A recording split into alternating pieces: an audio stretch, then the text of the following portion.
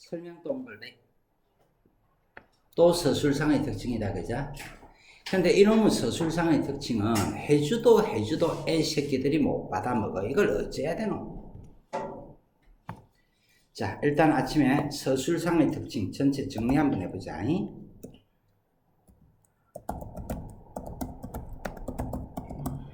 자, 여러분들 독서 지문에서 서술상의 특징 문제 출제 가능성이 몇 %라고요? 100%라 그랬다. 100%라면 당연히 알고 있어야 될까, 아이가? 오케이?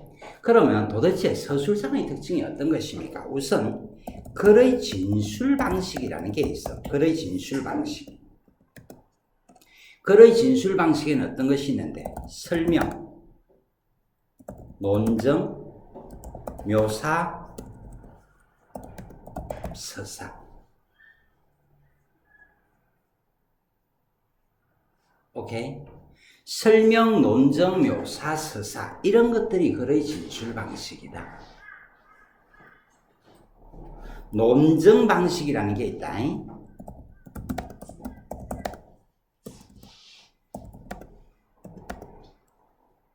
연역법, 귀납법, 변증법. 어디서 다 들어본 소리는 맞지? 내용 전개 방식이라는 것이 있다.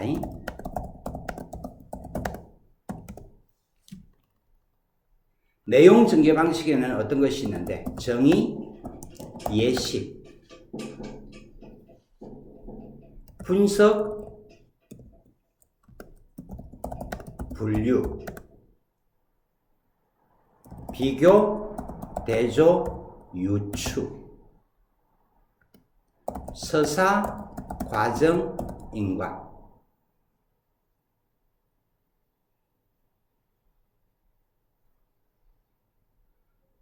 오케이. 이것들 말고도 국어 영역에서 설명 문제, 서술상의 특징 문제가 나오면 이것들 말고도 몇 가지가 있어. 대표적인 것이 통념 비판. 통념이 뭔지 아나 모르나? 많은 사람들은 알고 있다. 많은 사람들은 생각하고 있다. 이런 게 통념이잖아. 통념 비판.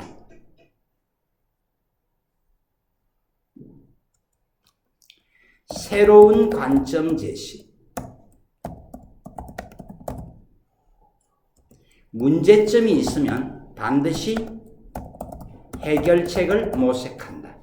이런 것들이 전부 서술상의 특징이야. 말뜻 알겠어? 연역법, 귀납법, 변증법이 그러면 실제 문제 나오면 어떻게 나오지? 연역법은 가설을 설정하고 검증하고 있다. 귀납법은 어떻게 나오지? 사례를 모아서 결론을 이끌어내고 있다. 변증법은 어떻게 나오지? 상반된 내용을 절충하고 있다.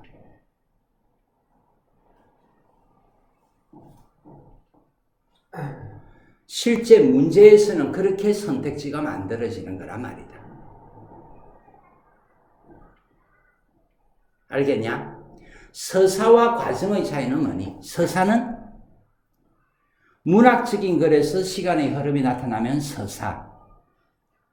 비문학적인 글에서 시간의 흐름이 나타나면 과정. 이런 거는 지금 적고 외워둬라.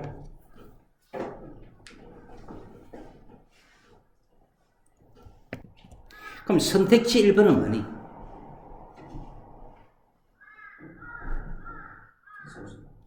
과정 그래야지. 선택지 2번은 뭐니?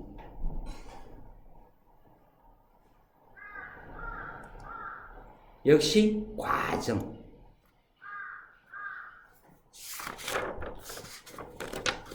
선택지 3번은 뭐니? 예시, 비교. 선택지 4번은 뭐니? 속에 그런 게 어딨냐 이 새끼야. 방금 해준 것 중에서. 개념을 설명하고 있으니까 정의, 예시. 야, 이런 문제는 이제 지겨울 때가 됐는데 아직 지겨운 것이 아니고 아직도 익숙이 안 되면 선택지 5번은 뭐니?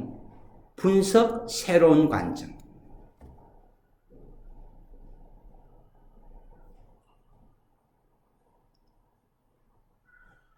말 되겠어? 이제는 익숙이 되어야 할 시기다.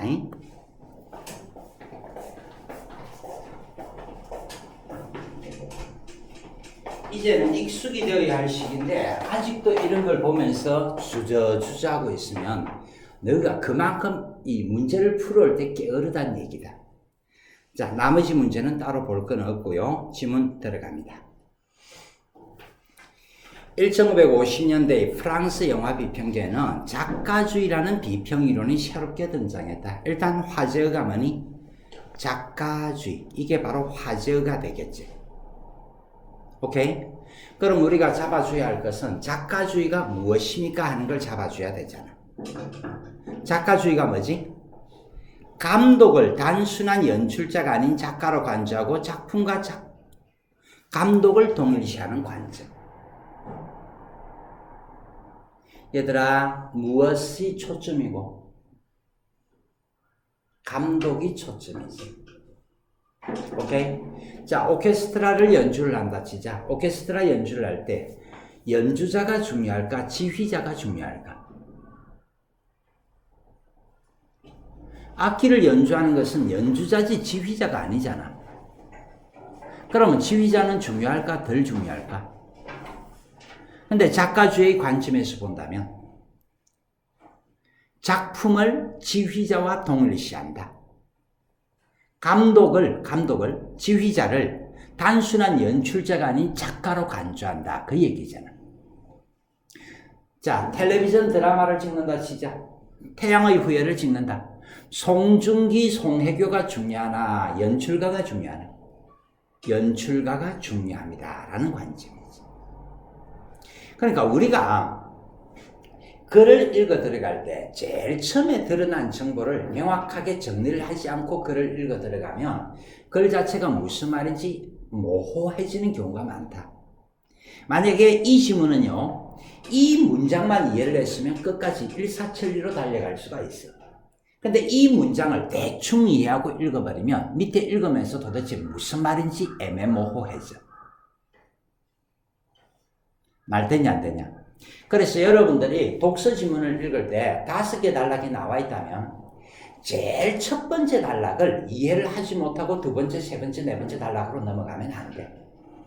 제일 첫 번째 단락을 명확하게 이해를 하고 시간이 바쁘면 두 번째, 세 번째, 네 번째 단락은 첫 문장 정도만 읽어보고 마지막 단락을 또 미친 듯이 꼼꼼히 읽어주면 돼. 오늘 이 지문 같은 경우는 이 방금 밑줄 그은 것만 이해를 했으면 지문 독해 끝입니다. 맞습니까? 여러분들, 작가주의 비평은 뭐더라? 무엇이 비평의 대상이라고? 감독이 비평의 대상이다. 감독이 작가다. 감독이 바로 작품이다. 그렇게 얘기하는 거잖아. 지휘자가 작가고 지휘자가 작품이다. 그렇게 얘기하는 거잖아. PD가 바로 작가고 PD가 바로 작품이다. 그렇게 얘기하는 거잖아. 그러니까 태양의 후예 송중기, 송혜교가 중요한 것이 아니라 PD가 누구 얘기입니까? 그게 중요하다는 것이 작가주의 비평. 자, 이 지문은 여러분들 첫 번째 문장을 이해를 하셨으면 뒤쪽은 일사천리로 갈 수가 있습니다. 이 이론이 대두될 당시 프랑스에는 유명한 문학 작품을 별다른 손질 없이 영화화하거나 화려한 의상과 세트, 인기 연극 배우에 의존하는 제작 관행이 팽배해 있었다. 요즘도 그렇겠죠. 우리가 여러분들 일반적인 시청자의 관점에서는 배우가 누가 나오는 데가 관심의 대상이잖아. 맞나?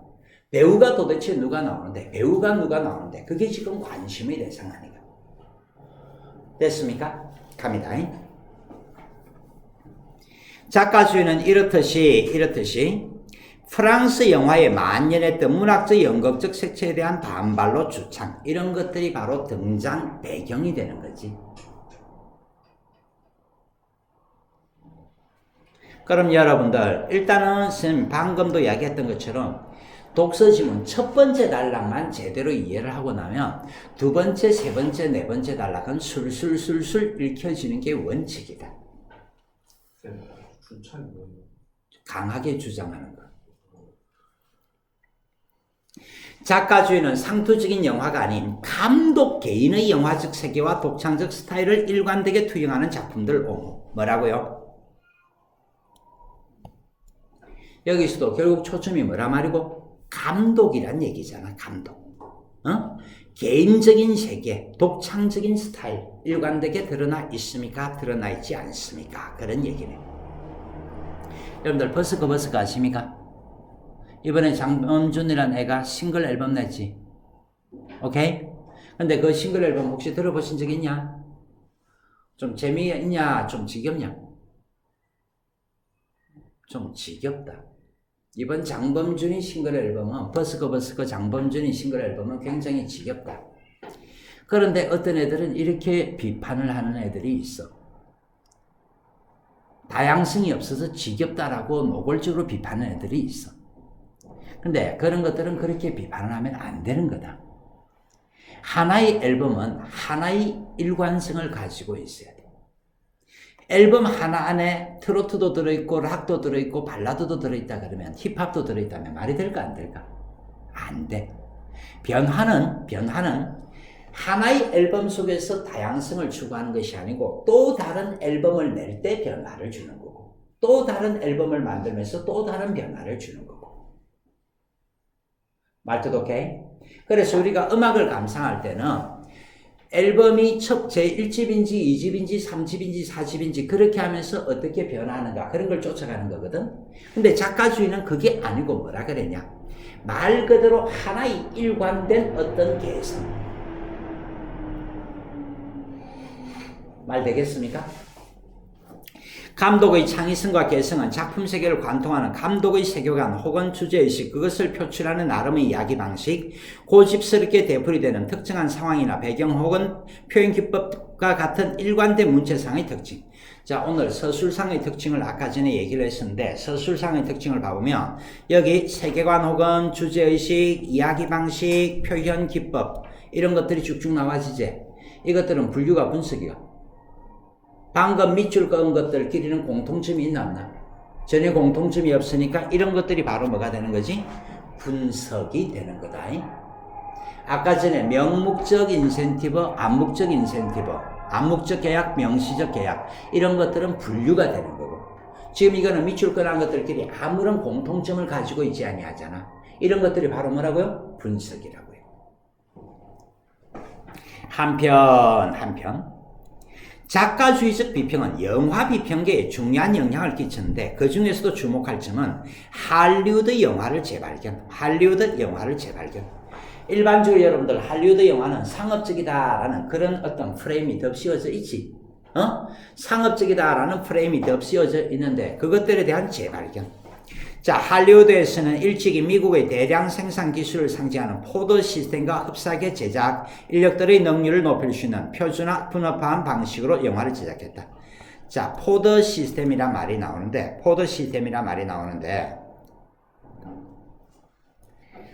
또는 컨베이어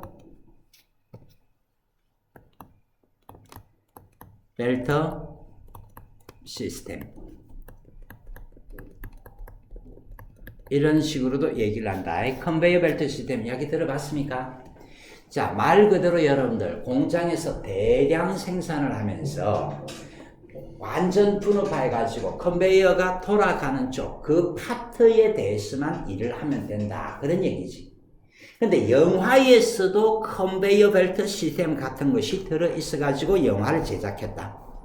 이에 따라 재정과 행정의 총괄자인 제작자가 감독의 작업 과정에도 관여하게 되었고 감독은 제작자의 생각을 화면에 구현하는 역할에 머물렀다. 일단 여기까지는 보신다면 여러분들 누가 중요하다는 얘기고 기존 할리우드 영화 제작 방식에서는 제작자가 가장 중요합니다. 그런 얘기지. 이는 개량화가 불가능한 창작자의 재능, 관객의 변덕스러운 교동의 변수로 야기될 수 있는 흥행의 불안정성을 최소화하면서 일정한 품질의 영화를 생산하기 위함이었다. 그러나 바로 씹어버렸네? 그럼 제작자가 중요하다 말이가? 아니다 말이가? 아니다. 감독 고유의 표지를 찾아낼 수 있다. 그래서 여러분들 할리우드 영화에서도 감독 고유의 표지, 그게 바로 뭐냐니까 저 위에 있던 세계관 혹은 주제의식, 이야기 방식, 표현 기법 이런 얘기들이겠지. 이런 것들이 들어있다고 보았다. 작가주의적 비평가들은 제한적인 제작 여건이 오히려 감독의 도전의식과 창의성을 이끌어낸 사례들에 주목한 것이다. 그에 따라 B급 영화와 그 감독들마저 수혜자가 되기도 했다. B급 영화가 뭐라고 되어 있니?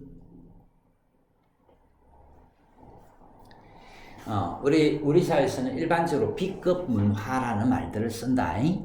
예를 들어서 앞에 있는 선생님 같은 경우는 트로트 음악을 즐겨 듣는 편이거든요. 근데 트로트 음악이 한낮의 공중파 방송에서는 들려질 수 있는 거가 좀 힘들겠나? 힘들겠지. 한낮의 공중파 방송에서 들기는 좀 힘들 건데 이런 것들을 일반적으로 우리 사회에서는 B급 문화라 그래.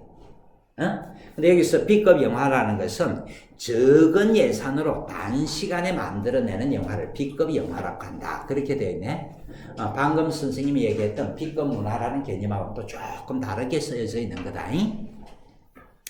작가주의적 비평가들에 의해 복권된 대표적인 할리우드 감독이 바로 스틸러 장르의 거장인 히치콕이다. 그럼 이번에는 누구에 대한 얘기야? 히치콕. 아까 전에 1번 문제가 무슨 문제였지? 서술상의 특징을 묻는 문제였지. 그럼 맨 첫 번째 단락에서 보니까 무엇을 다루고 있었니? 작가주의라는 개념이 무엇입니까? 라고 설명하고 있었잖아. 작가주의라는 개념이 무엇입니까? 하고 설명을 하고 있었고, 여기서는 누구를 예를 들어서 얘기를 해보자고? 히치콕을 예를 들어서 얘기를 해보자고. 그렇다면 1번 문제 답은 4번이 되는 거라고. 말뜻 알겠느냐? 정말 서술상의 특징 문제는 100% 출제되는데 그것을 익숙하지 못하면 정말로 너 머리가 게으른 거다. 계속합니다. 히치콕은 제작 시스템과 장르의 제약 속에서도 일관된 주제의식과 스타일을 관철. 자, 일관된 주제의식과 스타일. 여러분들 이게 지금 앞에서 이야기했던 작가주의적 관점에서 옹호하는 내용이었잖아. 일관된 주제의식과 스타일. 히치콕은 관객을 오인에 빠뜨린 뒤 막바지의 진실을 규명하여 충격적인 반전을 이끌어내는 그 많은 이야기 도식 당시. 자, 여러분들 그 많은. 그러니까 작가 고유의 표지를, 감독 고유의 표지를 확인할 수 있다라는 말이 있었지. 이게 바로 감독 고유의 표지라는 얘기 아닌가? 됐습니까? 또한 그는 관객의 오인을 부추기는 맥거핀 기법, 또 맥거핀 기법은 뭐냐? 뭔 놈의 화제가 또 나오냐? 자신만의 이야기 법칙을 만들어가는데 하나의 극적 장치로 종종 활용하였다. 즉 특정 소품을 맥거핀으로 활용하여 확실한 단서처럼 보이게 한 다음 일순간 흠한 것으로 만들어 관객을 당혹스럽게 하는 것. 맥거핀 기법에 대해서도 설명하고 있지? 오케이? 그러니까 특정한 소품이 맥거핀이 돼가지고 관객들의 시선을 유도를 했는데 알고 보니 그것은 별 의미가 없더라. 그렇게 나오는 거죠. 마지막 단락에서는 요약 강조의가 나온다 그랬습니다. 작가주의의 영향력은 오늘날까지도 이어지고 있다. 그러면 끝났네요. 이런 것들이 의아이가 의. 오케이? 자, 2번 문제 바로 들어갑니다. 맥거핀은 관객에게 사건의 배경을 극적으로 제시해준다 그랬나? 맥거핀 기법이라는 것이 있다 그랬나? 맥거핀 기법이라는 것이 있어가 오인하도록 만든다. 그렇게 나와 있었지? 딱 바로 1번 잡아주시고요. A가 뭡니까?